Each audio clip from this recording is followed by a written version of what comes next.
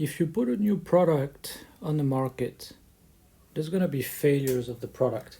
The product at one point stops working or shows some premature signs of aging that users are not happy with, and these will be counted as failed products. So I did a little classic representation about the way this is analyzed. I put some examples here: 1% failure rate, 2% failure rate, obviously sometimes much higher, sometimes hopefully lower. And here is time, let's say 1 year, 2 years, 3 years, 4 years. This might be an average consumer electronic device, let's say. All right, if it's a car, it might go up to 10 years, 15 years. Some products might be much shorter. So let's look at typical failures, right, in the hands of users. And there's three sources usually. When you look at the nature of these issues and where they come from, you might want to analyze them in three different buckets because the trends here are really different. So first one is quality issues of the components of the manufacturing. So for example, the manufacturing, let's say it's a consumer electronic product, maybe the hand soldering is not done very well on some of the products, maybe 5% of the products, and whenever there's a shock on the product, it stops working because the soldering breaks. And that's why at the very start, and you're looking at this period here, where it's really high, let's say the first 3 to 6 months, it is going to be caught there. Typically, mostly at the start. Users are going to start to use it, something's going to happen, and they're going to say, oh, it's not good. A lot of other similar issues, maybe very bad batteries that do not even recharge once they are down to zero. Maybe the glue that doesn't bond properly, or that bonds properly on the day of the manufacturing, but after 1 month or 6 months no longer bonds properly.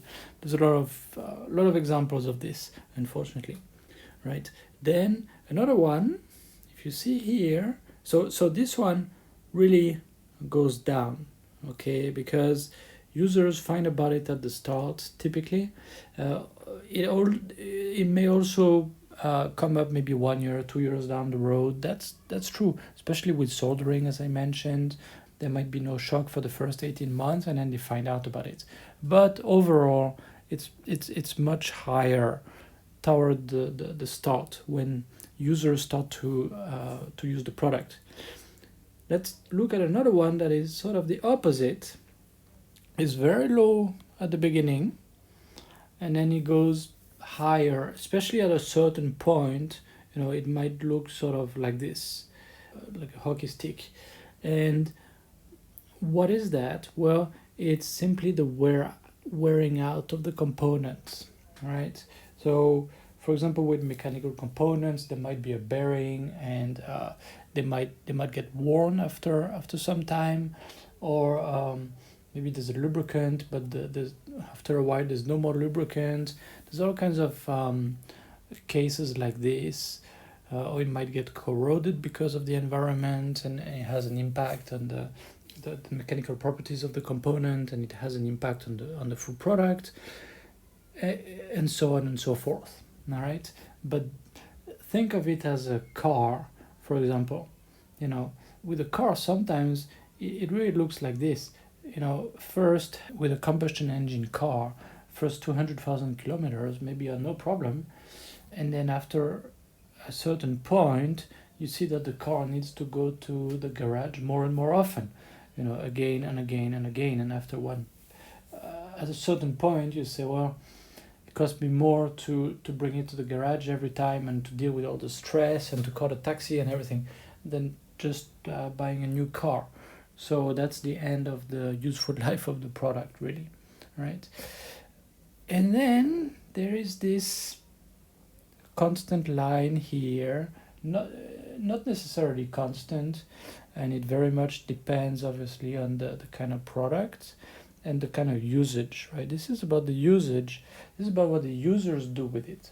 So even if a user reads the user manual and reads all the warnings and pays attention to the product, simply by using the product and subjecting it to certain stresses, it might lead to failure. For example, an electrical product that is plugged and there's a current surged, it might break the product. And in a lot of product categories, there's very big concern about abnormal usage. Think of a city bike and you take it out on a dirt road and you go really fast and there's rocks and everything. How long is it going to last? This is not normal usage. And there's a lot of other examples like this, but if you take a product that is not supposed to operate in very cold weather or very hot weather, well, it might not work at all. It might not be broken, but it might not be working when you need it, right? Or it might totally break, and it might actually break in a way that leads to safety issues. So again, very, very dependent on the type of product here and the type of usage, right? Now, you have 3 curves, and if you add them up, it might look a bit like this, right? Total failure rate.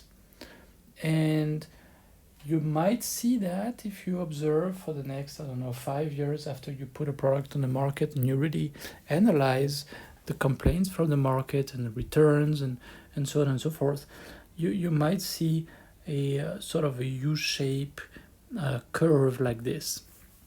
So what can you blame your contract manufacturer on? Or maybe it's your own factory.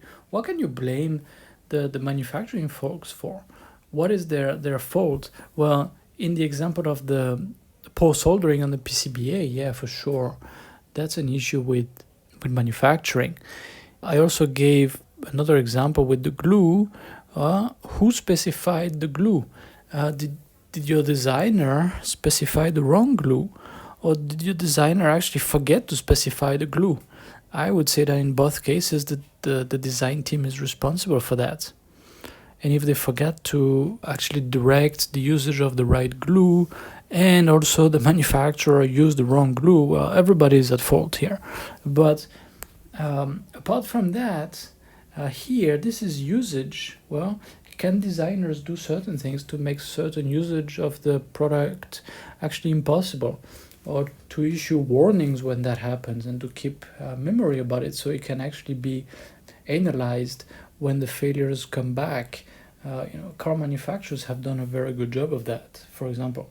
And here, when it wears out, again, designers have a lot to do with that, right? So except for the spike here at the beginning, all of the rest is really related mostly to the design of the product.